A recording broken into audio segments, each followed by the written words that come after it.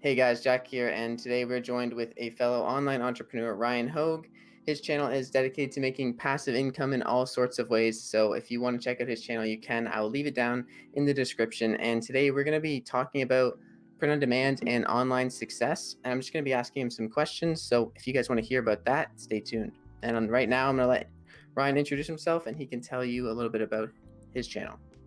Yeah, what's up, Jack? Thanks for having me on the channel, man.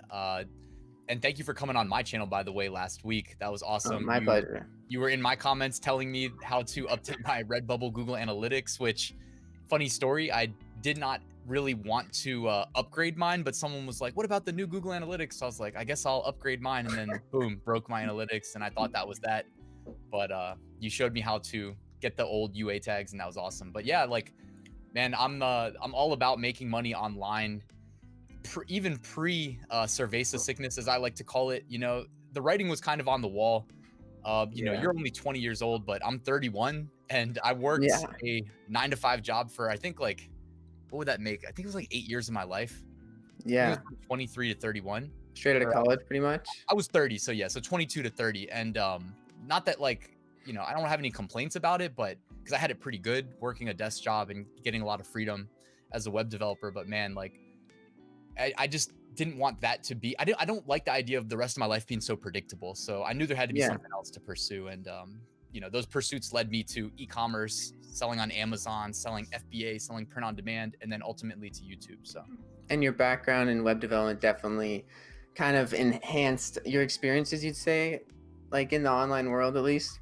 Yeah, for sure, man. Actually, it dates back to when I was 13, like 18 years ago, playing a computer game called Counter-Strike. Like, that literally changed my life. It changed the way my brain functioned, and it changed the way that, I guess, well, the way I spent a lot of my time, which made me good at using computers. So it's like, it just kind of made sense. Like, the whole sequence made sense. You spend a lot of time using a computer, get good at that, go to college. My parents were like, dude, what are you doing? Just major in IT, you know, go learn the computer stuff. You're already good at it. And then one thing led to another, found out about web development, did that, do the e-commerce thing, do my, you know, ryanhogue.com, that website. You know, I built that myself from scratch, you know? So yeah, I did. I was looking into that. I was seeing how you actually have like your own hosting company, and you're really, I mean, you're really into that clearly because you did it for 9 years. I'm leaving that in the dust, but yeah. I wouldn't want to even plug that because people have asked me if, like, they can, if they can take me on as, or I can take them as clients. And I honestly either say no, or I just name like a crazy price. And I mean, some people pay. I mean, there, you know, there are like a lot of like doctors' offices and whatnot. They can afford. Yeah, for sure. Yeah. I actually don't know if I've told you, I'm in my third year of computer programming in college. Nice. But so you could have been my professor at some point in my web development courses, I guess, because you teach that, right? You teach web development. Yeah, I teach a 200 level, like web dev. It's more general. Like, we get into like Dreamweaver, we get into some of the Adobe programs. I'm not even a fan of like building websites with Dreamweaver. I like to just code it myself, but it's part of the curriculum, so we got to teach it. I feel like you have a lot of experience. So I'm kind of curious how, because I know you got started on Merch by Amazon with print on demand, right? Yeah. I'm kind of curious how, like, you found out about all these different things in print on demand as a beginner. So, like, because back then, I don't think when you were getting started, there was as many resources as there is today. So I'm assuming a lot of it was trial and error. Yeah, for sure. I found out about Merch by Amazon through Reddit. Reddit.com, for anybody not familiar. You know, what would you describe it as? I think they call themselves the front page of the internet, kind of like the internet newspaper. And you know, there's little communities on that website, like niche communities, and I was probably in one for, like, I know back then I was in communities where you know, it's kind of embarrassing to say, but like, there were communities where it's like you could make money for taking surveys, you know, like the opposite of passive income, but you could still make a little bit of extra money online. Yeah. And like, dude, no joke, because I'm not the type of person that like reads and doesn't take action. Like, I'll read about it, and if it's reasonable, like, I'll go ahead and do it. So I remember I found out about these opportunities. There was a platform called Perk, and there was another one called Swagbucks, and you could literally install the apps on your smartphone, and then you could run it all day, and it would just run ads and make you money. And it was like very little bit of money, but it added up over time. And so what I did was I bought 6 smartphones that were like kind of like old cheap. I did research basically like what was the Yeah. oldest cheapest model you could get to like run these apps. And I had 6 of them. And I used to bring them into work, man, and people would be like, "Oh, look," like laughing at me, but in reality it's like they eventually someone would be like, "So how much money do you make from those?" And I'm like, "Ah, somebody asked the question." And I was making a couple $100 a month. You know, it gradually got reduced, but either way, I mean, it was real money, you know? Yeah, that's crazy. Yeah, there was a lot of good stuff too, but I know that's not the purpose of this video. So I found out about merch by Amazon through a similar community like that, and the rest Yeah. was kind of history. Applied, got in. There weren't a lot of resources back then. I remember looking at the Merch Informer blog a lot, and then there was Yeah. another one. It might have been called Merch Pursuits. I don't know if that's the right one, but there was one back then. Somebody had a good blog, and I read that a lot. That's pretty awesome. I mean, also in the terms of getting started, I feel like a lot of people now, especially even with all these resources, are kind of overwhelmed and they see everyone's results. And I think a lot of people get discouraged almost because they're not seeing like 40 sales in the first month or something, or not even a single sale. And I think the fact that you still managed to be successful, even though there's less competition, but there's definitely less resources. So it's probably a lot more it's a lot harder to actually continue putting in the effort when you didn't even have anything in return really Yeah, compared man. to today. I'll say to touch on that, two things. Like one of them is that people today are blowing me out of the water as far as like timeline of like how fast they tiered up, how fast it took Yeah. them to hit certain milestones. People are blowing me out of the water, which is awesome because it's a testament to people like you and hopefully people like me that we put out this content, try to help, and it fast tracks people to success. Yeah. You know, like my income reports date back to when I first got in. So if you want to see my climb, it's all out there. It's on ryanhogue.com and it's on my YouTube channel on the passive income reports playlist, but it's not going to impress anybody. Like Yeah. it's like I took a while, you know. And the other thing that you made a good point, man, it's like you had to kind of find something to drive you to keep pushing. And for me, it was kind of two things. Well, it was reading the blogs, Yeah. studying people that were more successful, understanding that there was a high level of success that could be achieved. I want to shout out the Merch Minds podcast. Oh, That's really? been The around for a couple podcast? years. Yeah, it's Oh, I it's not didn't an know that. Amazon Merch official, but these two dudes, they Yeah. do it, and they're just awesome, man. They make it entertaining. They shoot the shit. They don't just talk merch. They talk a little bit of like Etsy print on demand, for instance. I Yeah. found out about that through them, and they had my interest kept. And then also, and by the way, when I was listening to them, I would be in like tier 100, and I'm thinking Yeah. like, these dudes are way ahead of me, but I can pretty much guess that one day I will pass them because I'm that type of person where I'm not going to give Yeah. up if it's something I want to do. I'm going to make sure I get there. And then when I did, I was like, yep, the day came. Is Uh, that did you have a goal in mind when you're pursuing merch, like a lot, like an end goal, or do you just like keep upping it basically every time you progress a little bit further? I didn't have an end goal, but one thing I will share is I always thought about money in terms of dollars per day because it's not exciting to make like $1.50 royalty in a day. Yeah. But if you Yeah. go into your computer, you type 1.5 times 365, $547. Yeah. And Passively, then I always really. say, dude, if you could make $1.50 a day, what is stopping you from making $3 a day? Literally, like, figure out what's Yeah. stopping you. Is it the tier limit? Because your tier limit will go up eventually. So it's Yeah. like, figure out what's stopping you after that. Okay, can you solve that? Double again, double again, double again.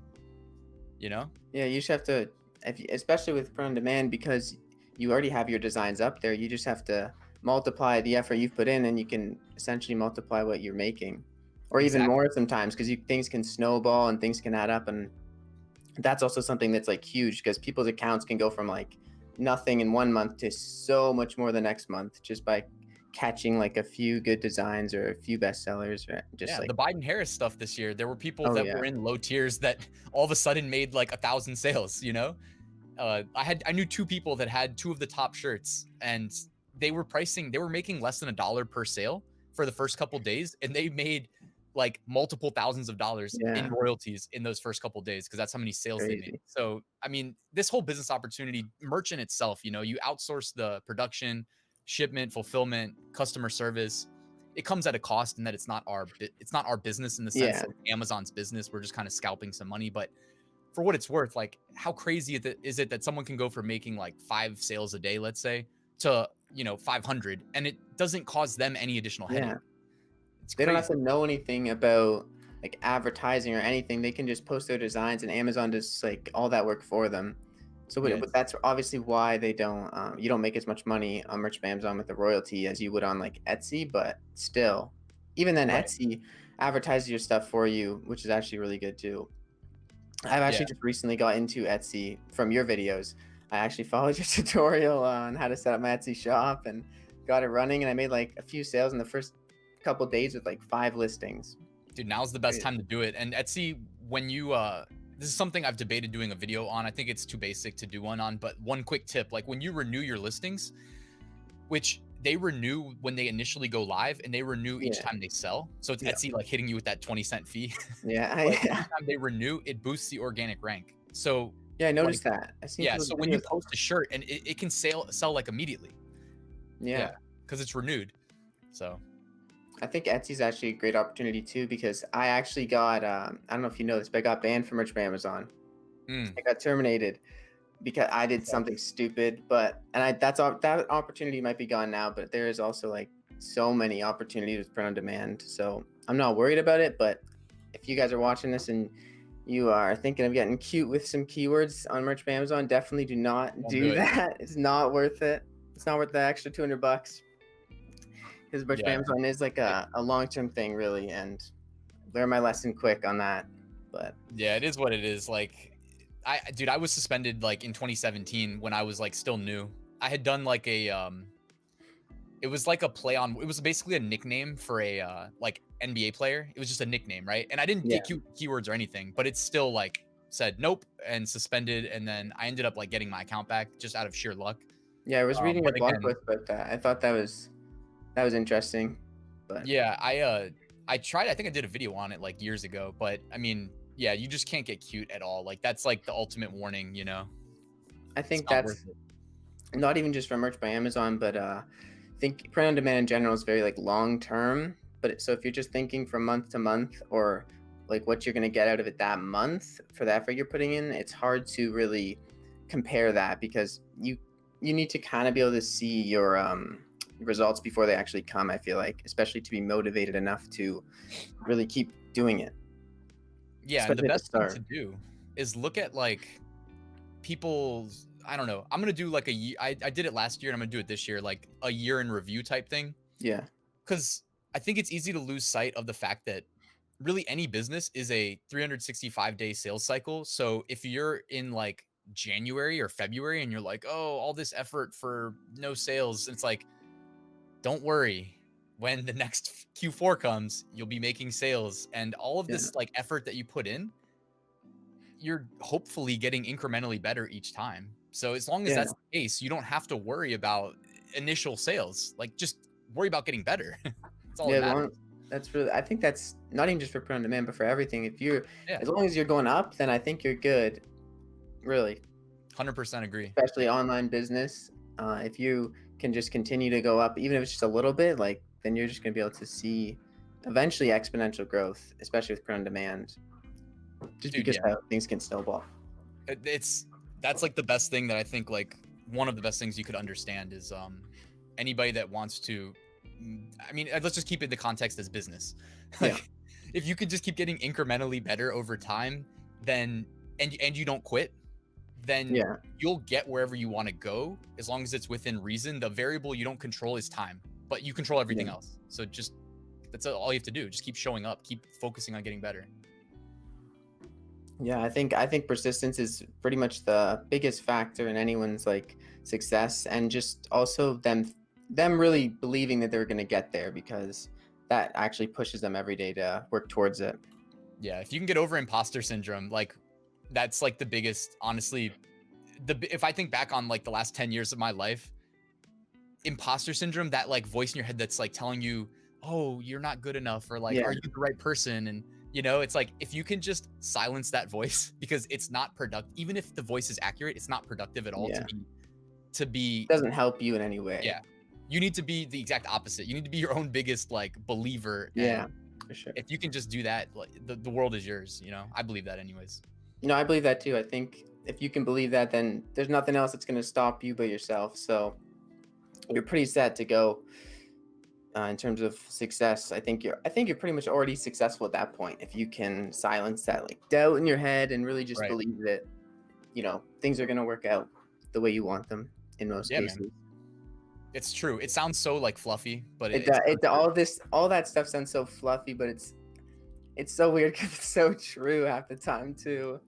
But when you're saying it to someone out of context, it sounds so like, oh, you're just talking crap. You don't know what you're doing.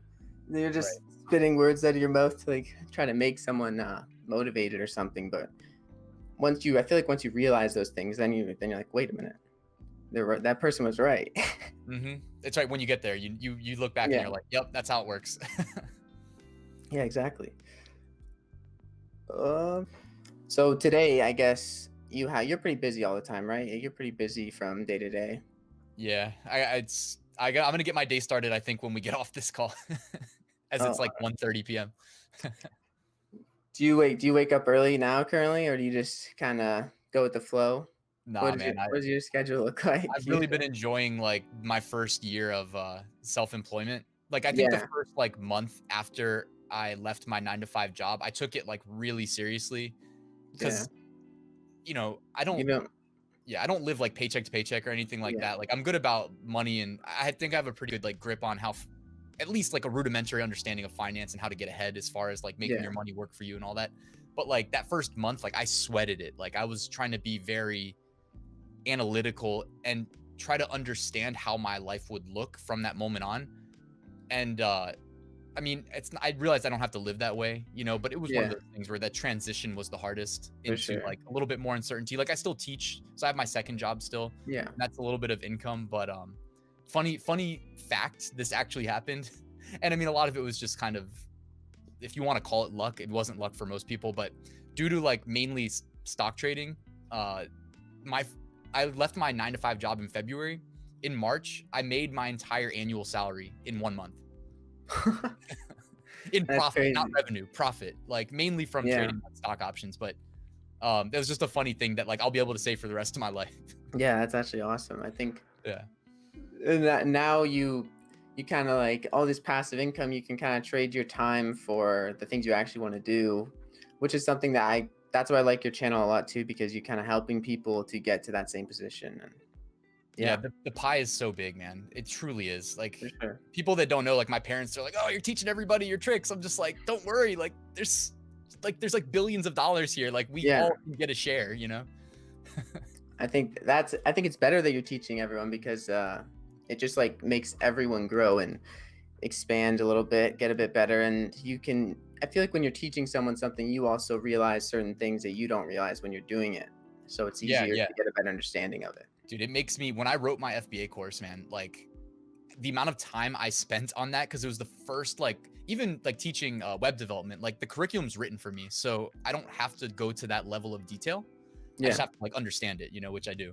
But the FBA course, man, like that was such a good exercise because it made me focus on like my process being so refined and so making like I don't know. I mean, I probably put more effort into it than I needed to, but like every little thing that it's in there is it's so it makes sense. Like it's justified. I've put Yeah. the thought process in. So if there's ever a question, it's like I have an answer as to why it is that way. Yeah.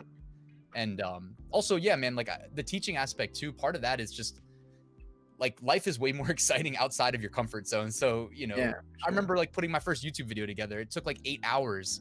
And I said I wasn't going to go to bed until it was done. So I ended up going to bed at like 2:30 in the morning on Yeah. a weeknight because I was like, enough's enough. Today's the day, and it's just like anything else, man. It gets easier over time, but it's like that was awkward and it was painful and staring at a webcam Yeah. and talking to it's weird, but it's like it just became natural and Yeah, life is then you more built the fun that way. habit of it.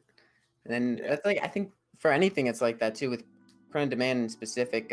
Like when people are getting into print on demand, they maybe design like one design every couple days, and then they might wonder why they're not seeing like that many sales. But if they were to design like 10 designs a day, kind of like push themselves, they'd probably be able to do 10 a day with no problem. If they did it for a week, they probably realize how easy it is really. I Dude, think people get in their heads a lot, right? it's Especially all with about your head. It's all about the thoughts in your head. Like yeah, I man, I don't want to keep being like the guy who's talking in like generalities, but I swear to Yeah. God, it's mindset. Like some people, if you said do 10 designs today, the first thing that goes into their mind is like, I'm not going to get there. It's not going to work. It's not going to happen. Switch your mindset into, I know I must get 10 designs done. How much time do I have? Based on how much time you have, figure out how to make it work. You know what I mean? Like Yeah, that's how for my sure. mind works. If I have 30 minutes, then I know it's going to be text-based designs. It's going to be quick. If I have 3 hours, I can get a lot more Yeah. complicated, you know? Yeah. Thank you so much for coming. I'm really glad we got to talk about this stuff, and I think I want to talk more about this stuff because I think it's good to see for everyone, just like your mindset, someone who's actually done all of this for years now. And if you guys want to check out Ryan's channel, there'll be a link down in the description. Go subscribe to him. He posts content every day, pretty much, and it's all great tips and all that goodness. So, Thank yeah, you. thanks All for right. coming. Thanks for having me on. No problem.